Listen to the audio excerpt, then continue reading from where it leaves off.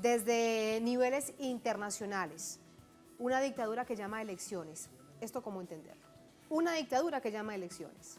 Sí, yo creo que primero es bueno hacer un breve contexto histórico, ¿no? En 1998, cuando el comandante Chávez acudió a unas elecciones que todos recordamos, la derecha en esa oportunidad, con el antiguo Consejo Supremo Electoral, hizo lo que quiso hacer. Dividió las elecciones, las departamentalizó, cambió candidatos, etcétera, ¿no? Y Chávez, contra todos los pronósticos, fue al proceso y ganó esas elecciones. Intentaron desconocérsela y, sin embargo, la fuerza, el empuje popular no hizo posible esa trastada que tenía contra el comandante. Esto lo cuento porque ahora, en estos diálogos que hubo en República Dominicana y que fue algo así como la conclusión de más de 400 llamados al diálogo que produjo el presidente Nicolás Maduro Moros, ya cuando todo indicaba que había un acuerdo en base a 6 puntos, según hemos leído en el acuerdo que se publicitó en el día de hoy y en la carta incluso que publicó el expresidente Rodríguez Zapatero, gestor de buena fe y acompañante y observador en estos diálogos de paz. Para algunos hubo sorpresa, no para mí ni para la mayoría de quienes venimos siguiendo estos diálogos en cuanto a la posición del señor Julio Borges, representante de la derecha. ¿Por qué no hubo sorpresa para usted, no hubo sorpresa, abogado? no hubo sorpresa porque desde un buen comienzo, incluso el año pasado, yo vine a este mismo canal en el mes de agosto aproximadamente y dije dos cosas. Dije que todo indicaba que las elecciones presidenciales iban a ser adelantadas al mes de marzo, me atreví a decirlo, mire, van a ser el 22 de abril.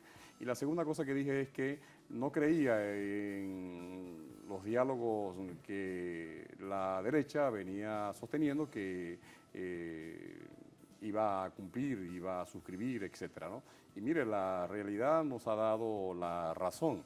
Un acuerdo ya delineado, un acuerdo ya anunciado incluso por el representante de Venezuela, el doctor Jorge Rodríguez, suscrito por el presidente Danilo Medina y suscrito por los demás cancilleres incluso.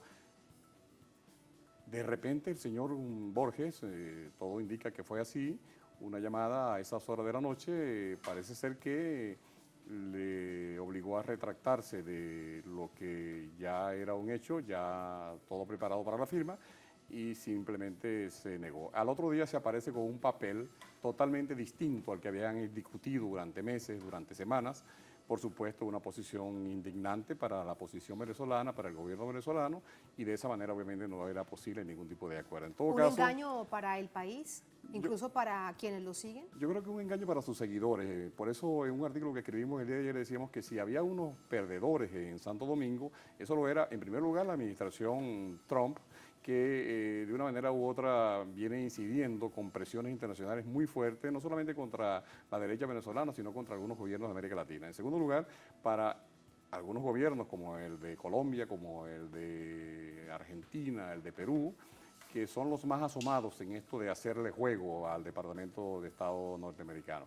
Y en tercer lugar, para una oposición venezolana que cada día demuestra que no reconoce la realidad de este país. La realidad de este país es que aquí hay un gobierno legítimo, que aquí hay unas instituciones, que aquí hubo unas elecciones para una asamblea constituyente convocadas de manera audaz por el presidente Maduro el pasado 1 de mayo, y que luego hubo unas elecciones a gobernadores también en donde la oposición ganó 4 gobernadores, se retiraron de la del Zulia, y después unas elecciones a alcaldes donde más de 370 alcaldes fueron electos por el pueblo, de ellos 308 por las fuerzas chavistas y bolivarianas.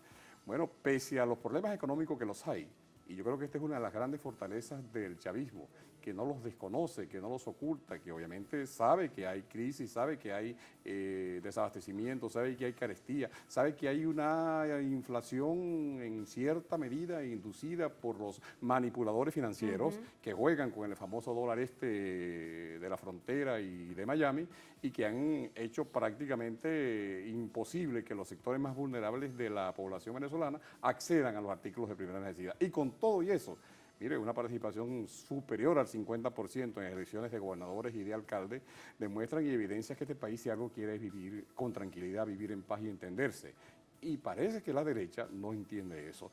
En todo caso, anoche el Consejo Nacional Electoral anunció una fecha, ya precisó una fecha, ya anunció un cronograma electoral que ya comenzó a desarrollarse con todas las garantías posibles. Hoy escuchamos al presidente Nicolás Maduro en la tarde de hoy diciendo que aún estaba dispuesto incluso a revisar lo que hubiera que revisarse del acuerdo, a mejorar lo que había que mejorar del acuerdo, e invitaba a las organizaciones políticas a que se inscriban, a que participen. El CNE, a través de una de sus rectoras, dice: hay 18 partidos listos, con todo normal, con todo constitucionalmente organizado para que se inscriban. La incógnita es qué va a pasar con esta oposición o con estas oposiciones.